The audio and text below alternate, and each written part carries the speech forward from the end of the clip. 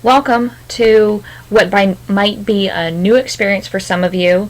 This might be another format that you're familiar with, if you already are. This is called a flipped video. Now, the purpose of the video is to allow you to work at your own pace and while still receiving the same format or the same experience you might get as if we were doing this all together in one class. As this is a YouTube video, you have the opportunity to pause slides, to go back and replay things, okay? And also remember, I'm still here in the classroom. You can, if you still don't understand something, raise your hand and we can talk about it, and hopefully I can clarify it for you. Everyone should have this sheet out in front of them, and remember, you want to file, make a copy, pictures are here.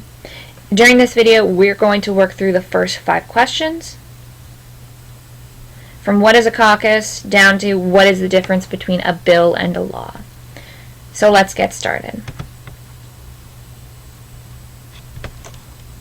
One thing that I want to point out on this slide is the legislative process. The legislative process is just another word for how a bill becomes the law, which is the next part on your note sheet.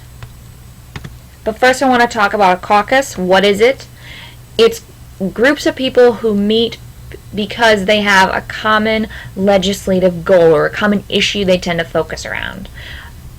And this can be bipartisan, so the people who are in the caucus on missing and exploited children, it doesn't really matter if you're a Democrat or Republican, you probably have similar goals or objectives for that bill on missing and exploited children. Same thing with the Congressional Caucus for women's issues.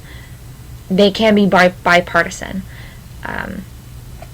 In each political party, so the Republicans and the Democrats in each house, so that House and the Senate, have their own caucus as well, and that consists of all the members of the Republican Party in the House of Representatives.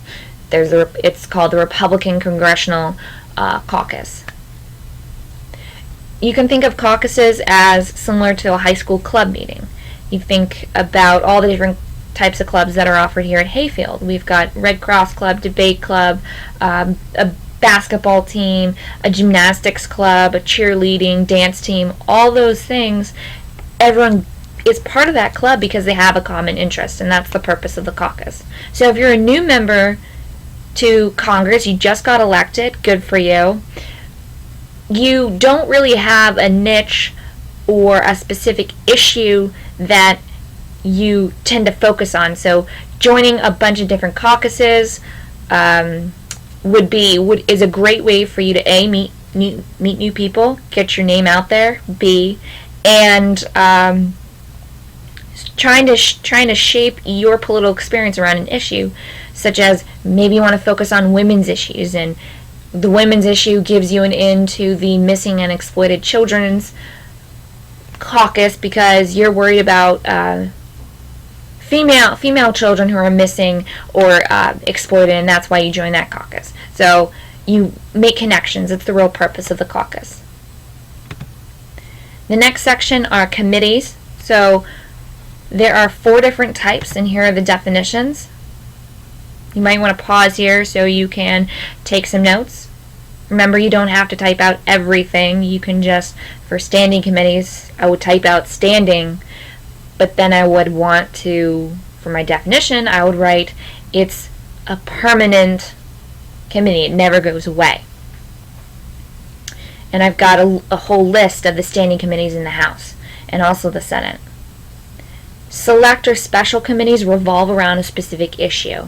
So if the leadership decides that the issue of Obamacare deserves its own committee, then the leadership chooses who will be on that committee, and then the only topic that they deal with would be the Affordable Care Act that was passed, as an example. Joint committees are made up of members of both houses. And finally, the conference committee is very common when the House and the Senate are trying to pass the same bill. It's designed to work out the differences between them. Okay, standing committees, here are the lists. Agriculture Appropriations, that's how we spend our money. Government Reform, International Relations. The Senate, very similar. Names are kind of different though. So in the House, it's just the House Agricultural Committee, but in the Senate, it's the Agriculture, Nutrition, and Forestry Committee. And that just depends on tradition. These are examples of select committees. And if you're curious about what the Senate Select Committee on Ethics deals with, you can just go ahead and Google that to find out more information. Joint committees. Taxation is a very common one. It's very popular. And we'll get to conference committee when we look at how a bill becomes a law. So here I have a political cartoon. Sometimes compromising with either political party is a little hard. Committees also have 4 different functions. The first function is their most important. That is where they spend most of their time, and that is looking at and analyzing and refining bills. Bills are proposed laws. Second one, maintaining oversight of executive agencies. That is the federal bureaucracy.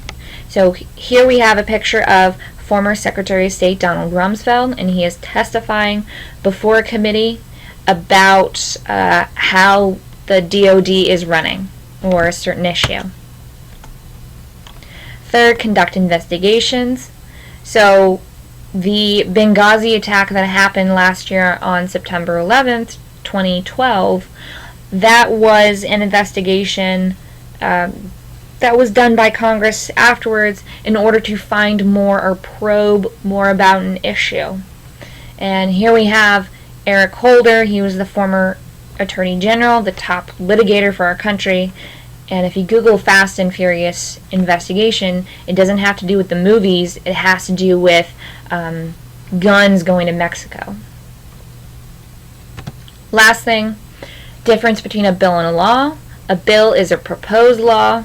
Those are the 2 key words. That has not yet been passed. And a law is a bill that has been voted on. It is now a rule of the United States. There's also a difference between types of bills. Public bill, these are a matter of record, and Congress is required to keep accurate records of public laws or public bills that are proposed to Congress. Private deals have to deal with specific people. You cannot find them just by Googling, and most of them have to do with citizenship or personal issues.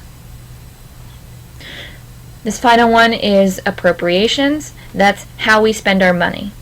So when we had the government shut down at the beginning of the year, it was because the House and the Senate could not pass a compromise to the appropriations bills. So that's it. Please make sure that you answered all the questions before you move on to the next part, which is how a bill becomes a law.